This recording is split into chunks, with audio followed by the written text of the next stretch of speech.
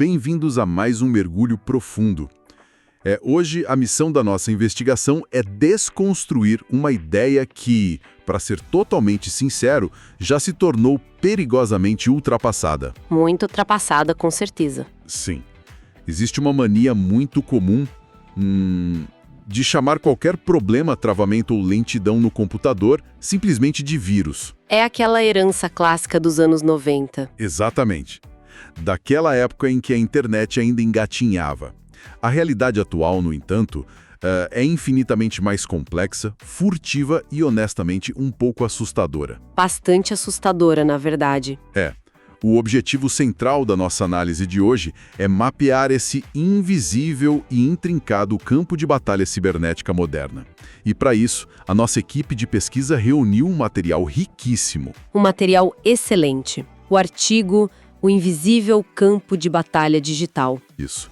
O brilhante artigo publicado pelo pesquisador João Luiz Pedrosa Viana, no dia 28 de fevereiro de 2026. E para dar suporte visual e tático a esse texto, nós temos em mãos um infográfico incrivelmente detalhado. Que é fascinante, porque ele categoriza absolutamente todas as classes de malware. Sim, e mais importante, os objetivos finais de cada uma delas. É um ponto de partida fenomenal para quem acompanha a nossa análise. O que fica cristalino logo na leitura inicial desse material é que a defesa digital deixou, em definitivo, de ser aquela muralha estática de antigamente. Aquela que só aguentava a pancada, né? Exato. Que apenas suportava ataques de força bruta ou tentava barrar arquivos executáveis muito óbvios. Hoje, as ameaças cibernéticas se comportam como uma verdadeira névoa. Uma névoa. Sim. Elas mimetizam componentes legítimos do próprio sistema operacional ou vivem como fantasmas, operando de formas que a perícia tradicional mal consegue detectar. Nossa. É um cenário onde o adversário é fluido, a assimetria de forças é brutal e as regras de engajamento mudam, literalmente, a cada milissegundo. Essa imagem da névoa é perfeita. E, olhando para a estrutura fundamental do infográfico, que serve de base para o artigo do João Luiz, é possível organizar toda essa aparente confusão visualizando os 4 grandes objetivos finais dos cibercriminosos contemporâneos. Que resumem tudo, no fim das contas. Sim. Em última análise, todo esse esforço técnico se resume a 4 verbos: espionar, roubar, criptografar e destruir. Cada fragmento de código malicioso criado atualmente tem pelo menos um desses alvos em mente. Com certeza. E para estabelecer uma base sólida para quem nos ouve, é válido olharmos primeiro para o clássico, para aquilo que o grande público acha que conhece, e contrastar com o que realmente está acontecendo no submundo digital agora. O infográfico ilustra bem isso. Sim, ele mostra o vírus clássico, aquele que infecta arquivos hospedeiros e precisa deles para se propagar, e também o worm, que é aquele verme digital autônomo. Que se multiplica sozinho pela rede. Isso. Mas o artigo acende um alerta vermelho para algo muito mais insidioso, o chamado fileless malware, ou malware sem arquivo. Certo, vamos desempacotar isso. Como é fisicamente ou logicamente possível que um ataque aconteça sem arquivos? Essa é a genialidade perversa de toda a operação. É necessário visualizar como um software antivírus tradicional operou durante décadas. Ele atua como inspetor. Um inspetor que varre o disco rígido. Exatamente. Seja um antigo HD mecânico ou um moderno SSD, ele procura arquivos físicos gravados ali que possuam uma assinatura maliciosa conhecida. O fileless malware burla completamente essa lógica linear. Porque ele não está no disco. Exato, porque ele opera única e exclusivamente na memória RAM. Ele não escreve absolutamente nenhum arquivo no disco de armazenamento. É como se ele não existisse fisicamente na máquina. Sim, em vez de trazer as próprias ferramentas maliciosas de fora, o invasor entra no sistema de forma leve e utiliza o que já está legitimamente instalado. Ferramentas que a máquina já confia. Isso. No ecossistema corporativo Windows, por exemplo, é extremamente comum o sequestro de ferramentas administrativas vitais, como PowerShell ou Windows Management Instrumentation, o WMI. Mas, espera, por que o sistema operacional permitiria que essas ferramentas fossem usadas contra ele mesmo? o que torna o WMI, por exemplo, tão perigoso nas mãos erradas. É útil visualizar o WMI como se fosse o zelador-chefe de um imenso prédio comercial. Ah, entendi. Esse zelador possui a chave mestra de todas as portas, cofres e quadros de energia, porque o sistema administração do prédio confia plenamente nele para realizar a manutenção diária. Faz todo sentido. O que o atacante faz em um ataque fileless não é arrombar a porta com um pé de cabra. Ele simplesmente rouba o radiocomunicador do zelador e começa a dar ordens legítimas. Usando a voz do zelador. Exatamente. Na voz do zelador, mas com propósitos totalmente maliciosos. Eles rodam comandos complexos diretamente na memória volátil, usando essas ferramentas administrativas que o sistema não apenas permite, mas prioriza. É como se fosse um espião que flutua o tempo todo e nunca em momento algum pisa no chão. Como ele nunca toca o piso, que na nossa analogia seria o disco rígido, ele não deixa pegadas lamacentas para a perícia digital encontrar no dia seguinte. Uma analogia irretocável. E o antivírus tradicional fica farejando o chão com uma lupa, mas a ameaça está circulando livremente pelo ar, passando por cima de todas as barreiras. É exatamente por flutuar que esse tipo de ameaça consegue desviar tão bem das defesas baseadas em disco. No entanto, existe uma limitação natural para o atacante nesse cenário. A volatilidade da memória? Sim, a volatilidade intrínseca da memória RAM. Como esse código existe apenas em um estado temporário, no momento em que o equipamento sofre um reinício ou é desligado da tomada, o fantasma desaparece por completo. A memória RAM é limpa. Totalmente limpa. Porém, e este é o ponto crucial do artigo, os atacantes têm plena consciência disso. O objetivo central de um ataque fileless não é morar para sempre naquela máquina de forma estática. Eles não querem residência fixa. Não. O objetivo é fazer estragos táticos, rápidos e extremamente precisos enquanto o computador estiver operando. Faz sentido. Eles têm uma janela de oportunidade e precisam ser rápidos. O que eles tentam alcançar antes que alguém desligue a máquina? Eles usam essa janela temporal para espionagem corporativa, roubo silencioso de credenciais de administradores e, o que é mais crítico na cadeia de ataque, a movimentação lateral pela rede. Pular de uma máquina para outra. Exato. Em outras palavras, eles usam aquela primeira máquina infectada, talvez o notebook de um funcionário de recursos humanos, apenas como um trampolim invisível para alcançar servidores de banco de dados mais profundos. Os alvos realmente valiosos. Sim, os mais valiosos dentro da infraestrutura. A única forma técnica de capturar essa fumaça é através de análises forenses de memória, inspecionando o sistema em pleno voo. O que deve ser super complexo. Muito complexo. Ou utilizando sistemas de análise comportamental avançada que notem que o zelador, o PowerShell, está subitamente agindo de forma anômala no meio da madrugada. Toda essa invisibilidade na RAM nos leva a pensar sobre a outra face da moeda.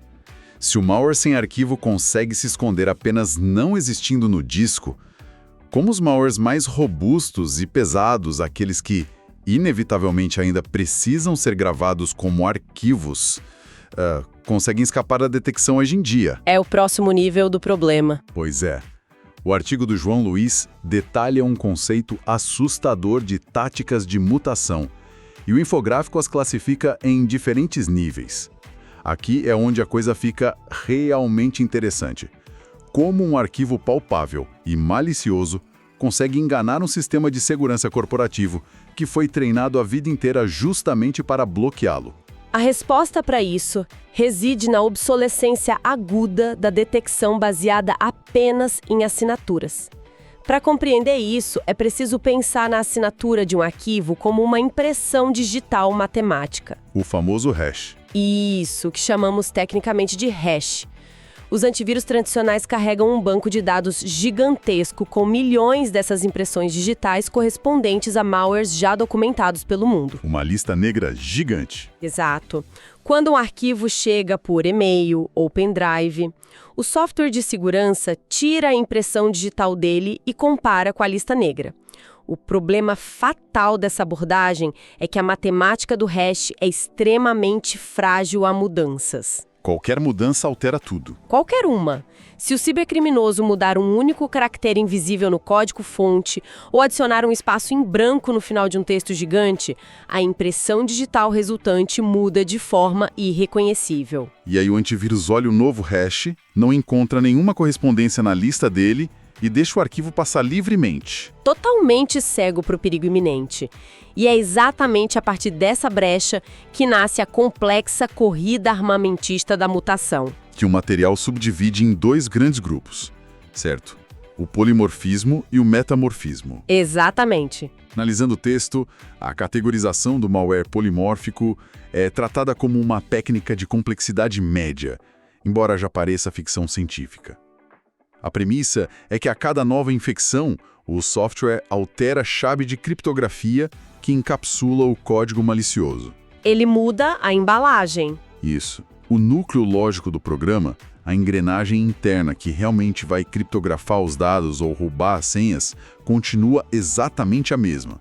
Mas a caixa ou a roupa com a qual essa engrenagem viaja muda o tempo todo. Para as defesas, parece um arquivo virgem. Um arquivo inédito a cada tentativa de invasão, mas por dentro é o mesmo velho código nocivo.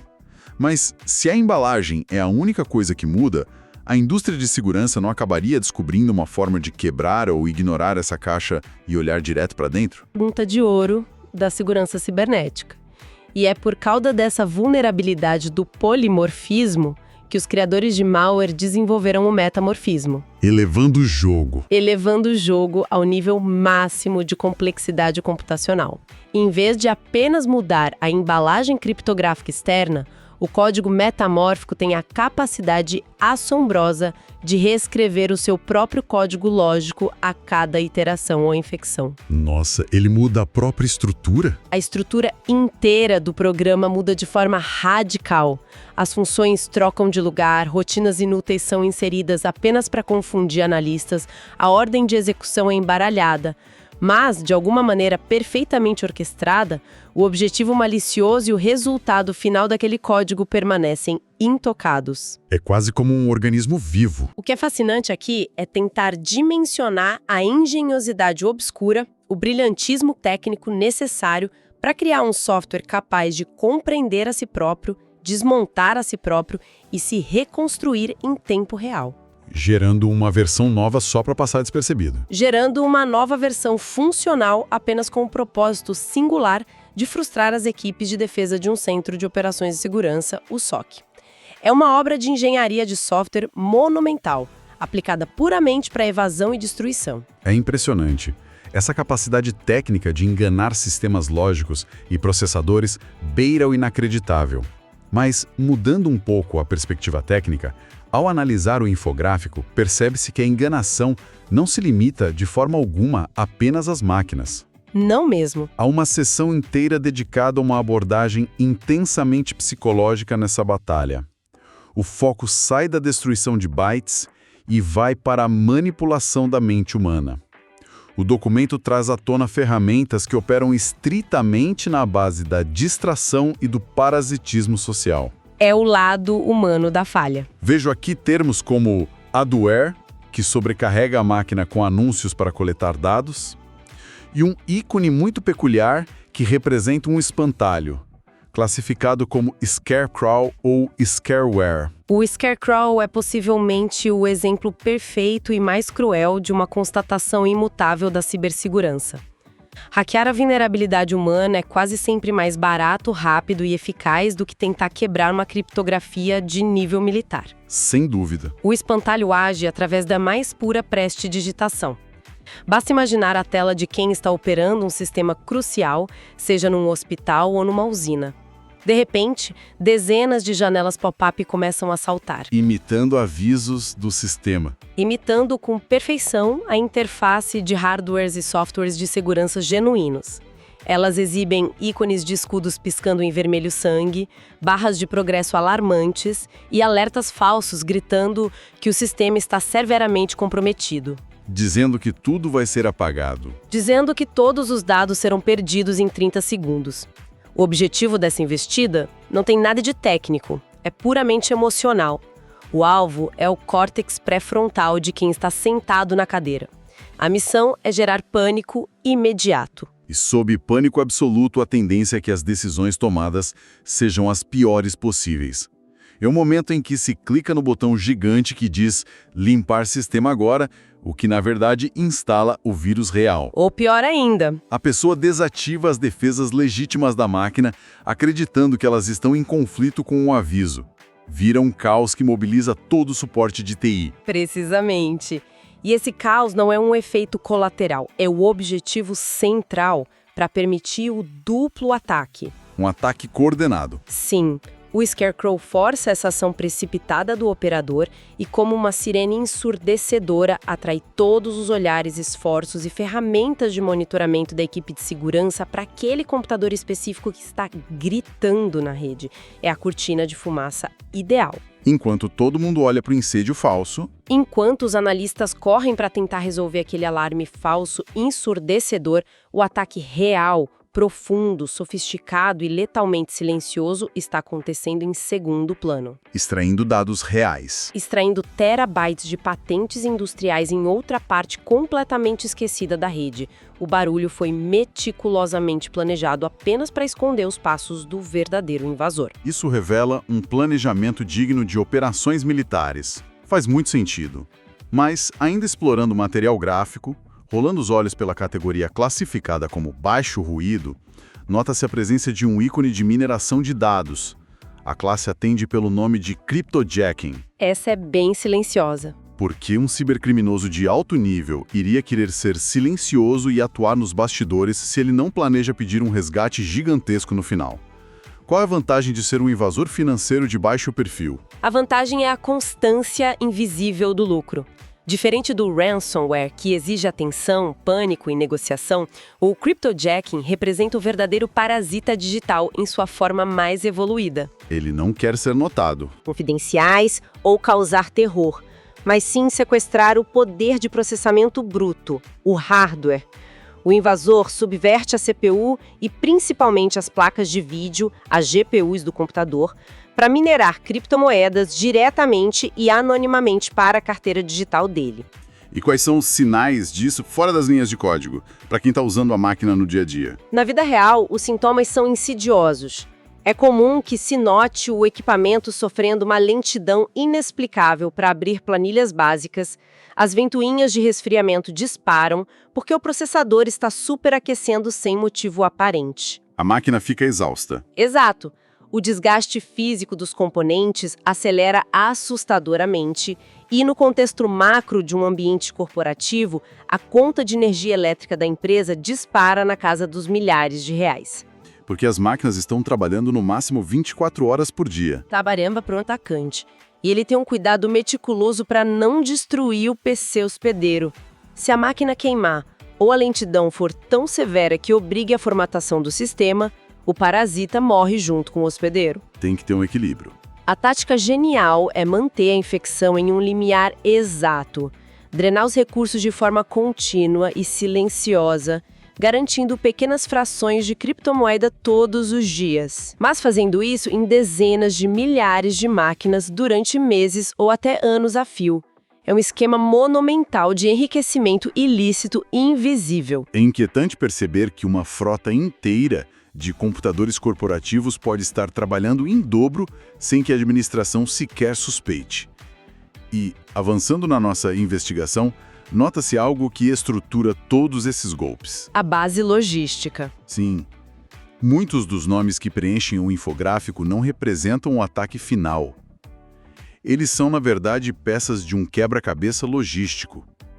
Fica claro que o crime cibernético não age mais como lobos solitários. Eles construíram uma formidável cadeia de suprimentos logística e modular. É aqui que os termos loaders e droppers ganham os holofotes. Essa compartimentalização logística é o que profissionalizou o cibercrime em escala global. Pode-se entender o loader ou carregador como o batedor de uma tropa à força de reconhecimento leve. Ele vai na frente. Ele é enviado primeiro e consegue invadir o sistema, mas não carrega a arma pesada ou o código destrutivo consigo, justamente para não chamar a atenção dos antivírus na entrada. Fica mais fácil passar pela segurança. Bem mais fácil. A função primordial dele é se estabelecer silenciosamente no sistema e abrir um canal de comunicação criptografado com servidores remotos, que a indústria chama de servidores de comando e controle, ou C2. E o que ele faz depois que conecta? Uma vez conectado, o loader atua como um espião fazendo um inventário. Ele analisa o sistema operacional, verifica quais antivírus estão rodando e reporta ao servidor do atacante. Ele mapeia o terreno. Sim, a partir dessa inteligência, ele essencialmente pergunta ao servidor: estou dentro e o terreno é este. O que devo baixar para atacar esta vítima específica com máxima eficácia? É um sistema absurdamente modular. Se adapta a qualquer vítima. Em um computador pessoal doméstico, o servidor pode ordenar que o loader baixe um keylogger leve apenas para registrar senhas bancárias. Mas se o loader informar que o ambiente pertence ao servidor principal de um hospital multinacional, o comando e controle envia um ransomware devastador. Certo, mas se o loader é apenas o informante que chama o ataque, como essa carga pesada, o código malicioso, de fato, entra no sistema sem ser barrada na porta da frente? Onde o dropper entra nessa engrenagem? Se o loader é o batedor leve, o dropper é o caminhão blindado de entrega pesada. O manual tático descreve o dropper como um veículo digital que já carrega o código malicioso principal, que na terminologia de segurança chamamos de payload, ou carga maliciosa. A arma em si? Fortemente compactada, ofuscada ou fragmentada em seu interior. A missão do dropper é brutal, mecânica e de propósito único: infiltrar-se aproveitando uma vulnerabilidade específica, desempacotar a carga maliciosa pesada, cravá-la profundamente nos registros do sistema e, no movimento digno de filmes de espionagem, se autodestruir logo em seguida. Apaga os próprios rastros. Ele apaga os próprios arquivos, limpa os registros temporários de instalação e desaparece no ar, deixando para trás apenas a arma já engatilhada e pronta para o disparo. Então, o que tudo isso significa? Significa que todo esse esforço logístico insano, as mutações e a furtividade convergem para um evento final, o ápice da invasão.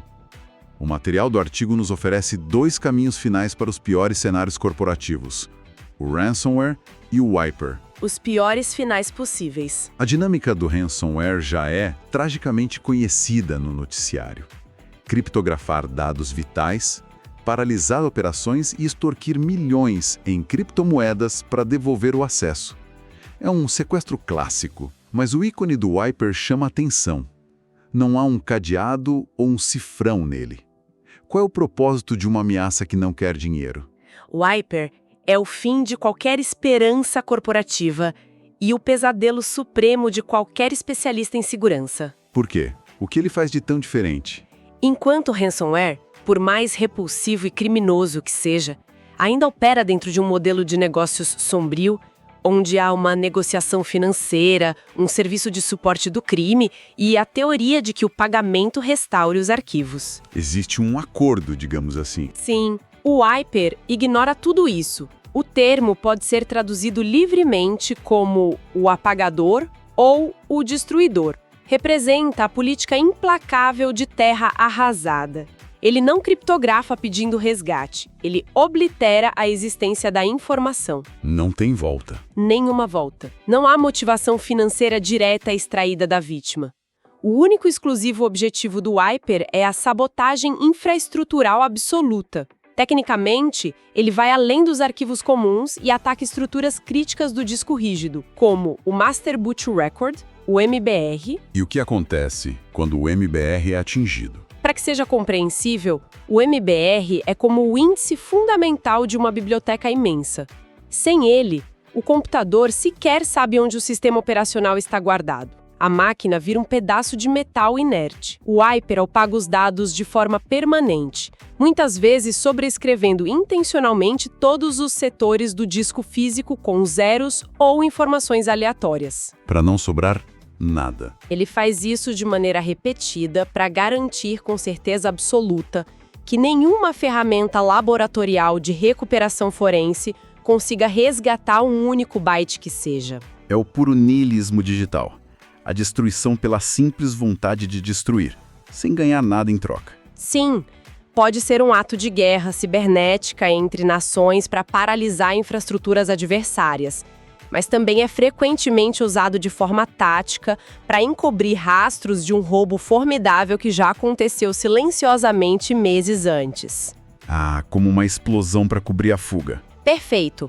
Quando um grupo atacante de elite invade e passa um ano inteiro espionando as patentes, lendo e-mails de diretores e roubando segredos industriais valiosos, ao decidir que é hora de sair, eles não fecham a porta silenciosamente. Eles detonam um wiper na rede inteira. Para destruir as evidências. Os básicos para voltar a respirar, que não tem tempo, recursos e, principalmente, não tem mais nenhuma evidência digital para investigar como a invasão inicial ocorreu e o que foi levado.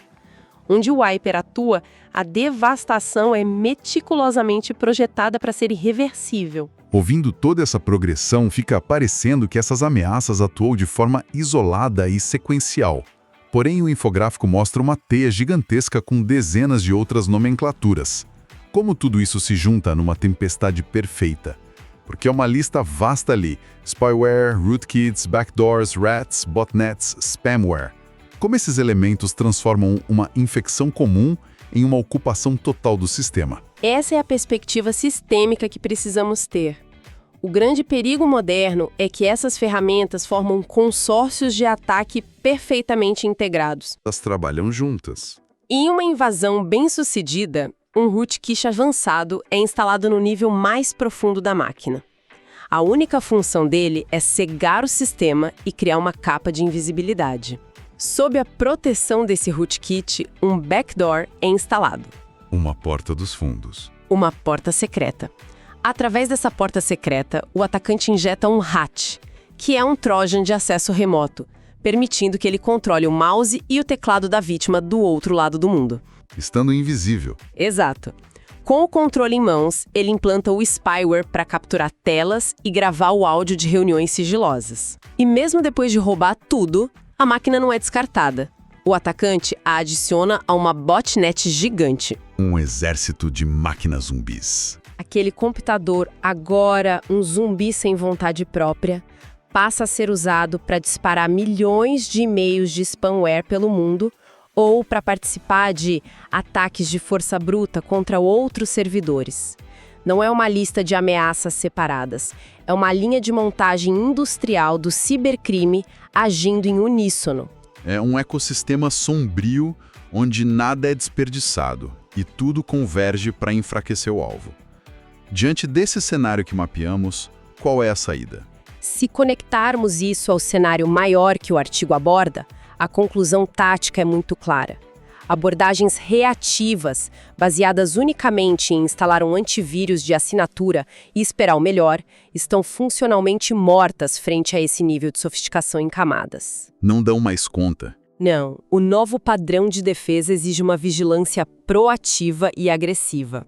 O cenário atual demanda a adoção de soluções de EDR, detecção e resposta de endpoint, que utilizam inteligência artificial para entender o contexto do que está acontecendo. Analisar o comportamento. Sim, e elas podem isolar automaticamente uma máquina suspeita da rede inteira em milissegundos, impedindo a movimentação lateral.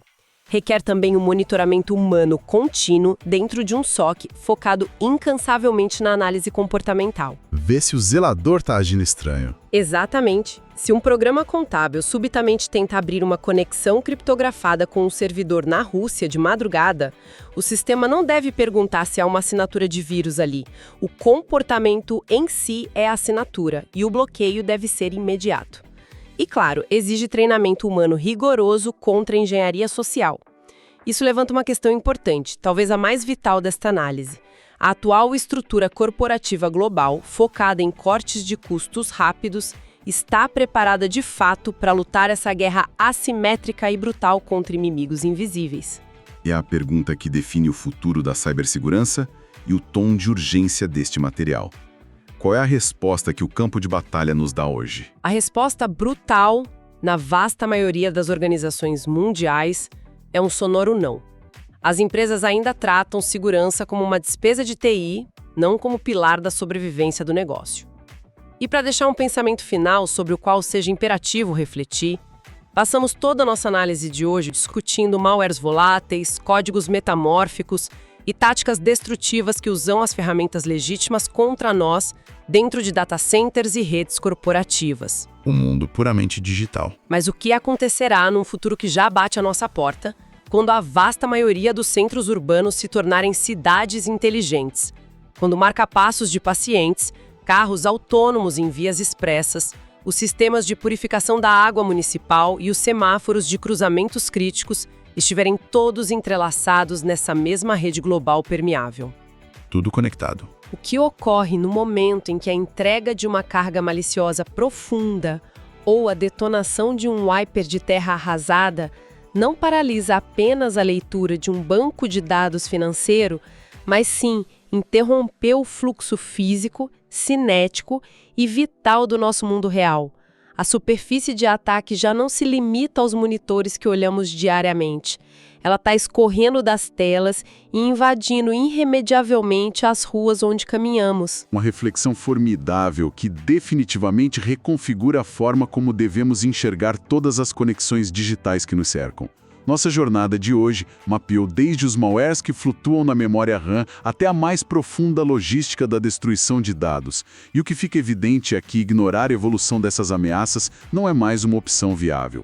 A quem acompanhou a nossa investigação de hoje, o nosso muito obrigado pela escuta atenta. Que o conteúdo explorado sirva não apenas como um alerta cristalino, mas como um combustível para a vigilância constante e para a educação contínua no universo da defesa digital. Afinal, as peças no tabuleiro invisível continuam se movendo. Encerramos nosso mergulho profundo por aqui, mantenham o pensamento crítico afiado, reforcem suas defesas e até a nossa próxima exploração.